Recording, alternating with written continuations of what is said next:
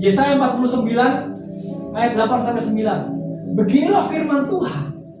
Pada waktu aku berkenan, aku akan menjawab engkau. Pada hari aku menyelamatkan, aku akan menolong engkau. Aku telah membentuk dan memberi engkau menjadi perjanjian bagi umat Tuhan, untuk membangunkan bumi kembali dan untuk membagi-bagikan tanah pusaka yang sudah sunyi sepi.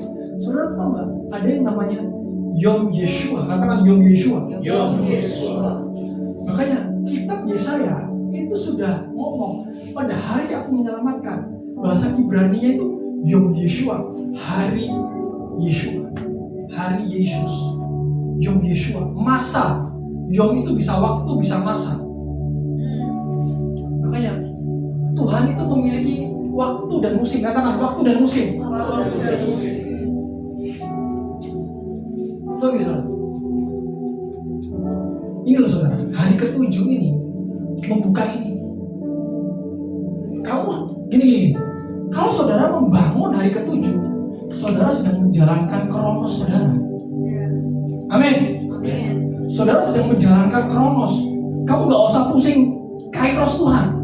Gak usah pusing. Kalau kamu menjalankan kronos Tuhan, terus nih jalan terus, tapi kairos itu datang, kamu akan ketemu dengan kairosnya Tuhan, yaitu Yom Yeshua. Katakan Yom Yeshua.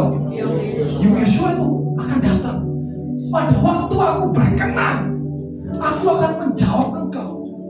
Kalau kita nggak ada di Yom Yeshua, di hari ke-7, Tuhan nggak akan bisa jawab. Kalaupun Tuhan mau jawab, kamu nggak ada di situ.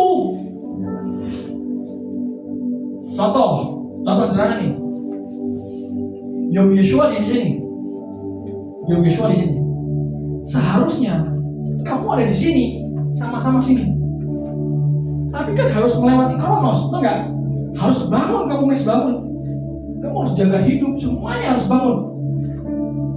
Kamu akan tahu nih, ada Yom Yeshua di sini. Kamu nggak tahu Yom Yeshua itu kapan, tapi kamu tahu aku harus ada di dalam kronosku. Aku harus ada di dalam timeline Tuhan. Aku harus jalan terus deh. Tuhan tolong aku, Tuhan tolong aku. Tapi kamu nggak pernah tahu, tiba-tiba Yom Yeshua ada di sini. Kronos dan kairos bertemu, pemulihan terjadi. Kalau kamu nggak menjalani kronosmu, tiba-tiba Yom Yeshua datang, kamu nggak ada di situ. Gimana kamu mau dipulihkan? Benar nggak? Karena pemulihan itu ada di sini lokasinya. Tapi kamu nggak pernah bangun hari ke-7. Kamu nggak pernah melangkah ke sini. Sulit. Tuhan pulihkan aku, nggak bisa. Pemulihan itu ada di situ. Betul? Pemulihan itu ada di sini.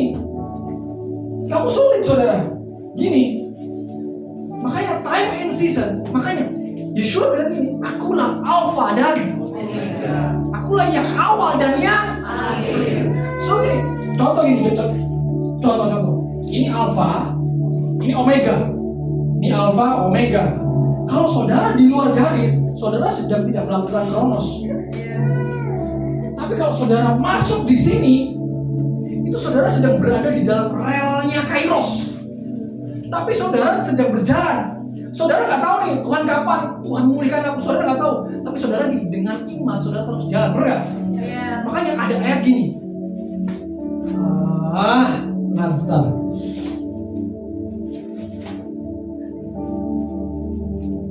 Yang menabur dengan mencucurkan saudara tahu nggak? Yang menabur saudara berjalan terus. Sekalipun saudara mencucurkan air mata, kita mencatat menabur. Dia mencucurkan air mata, tapi Alkitab mencatat aku enggak. Tuhan, sakit Tuhan. Aku diproses sakit sedemikian rupa. Aku diproses aku. Tapi gini, Tuhan, aku mau tetap jalan. Aku mau tetap jalan di dalam Alpha dan Omega-nya Tuhan. Aku gak mau keluar. Bahaya kalau kamu keluar, kamu gak akan pulih-pulih.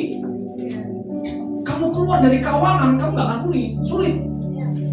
Kamu harus ada di dalam Alpha dan realita Alpha dan Omega, yang awal dan yang akhir. Kamu harus ada di realnya ini loh saudara. Saudara harus jangan di luar, tapi harus masuk. Katakan masuk. Tuhan, aku nggak tahu Tuhan gimana caranya. Tapi saudara dengan menabur, Tuhan gimana? Menabur dengan kesetiaan, dengan doa, dengan membuat mesbah, saudara lagi. Tapi Tapi pada waktunya Yom Yeshua, saudara ketemu. That's pada hari aku berkenan, aku akan menjawab engkau. Kapan harinya? Ya kamu harus tahu, harus jalan.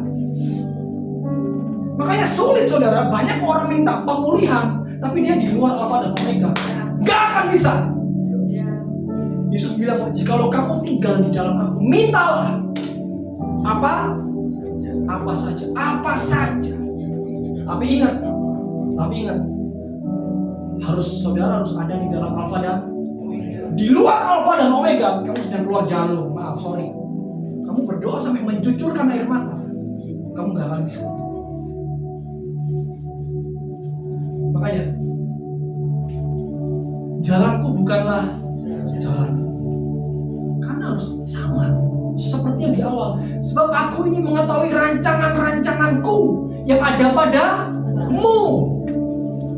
Dia tahu kok, dia sedang merencanakan sesuatu masa depan buat saudara dan saya. Tapi kalau saudara dan saya tidak berada di dalam the mind of God, di dalam rancangan Tuhan, saudara dan saya gak akan pernah bisa pulih.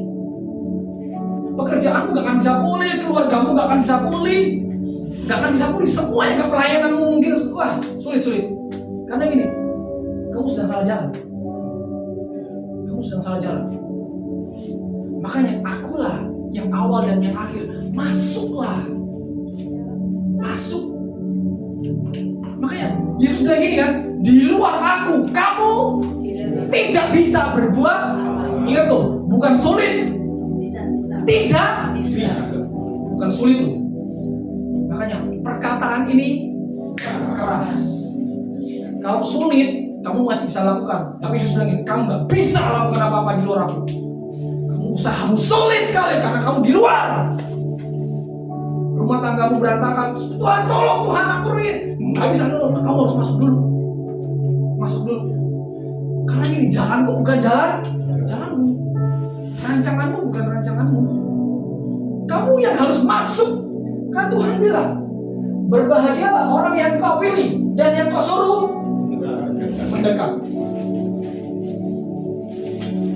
Makanya kita harus masuk di dalam timeline-nya Tuhan. Katakan timeline Tuhan. Harus masuk.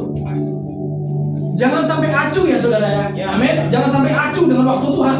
Saudara akan ketinggalan. Ibrahim mencatat loh. Betul? Ya. Ada orang jangan sampai yang dianggap ketinggalan. Padahal janjinya sudah dikasih. Aku akan memulihkan kamu, Tuhan akan memulihkan kamu, tapi kamu dianggap ketinggalan. Karena apa? Kamu sedang di luar Alfa dan Omega.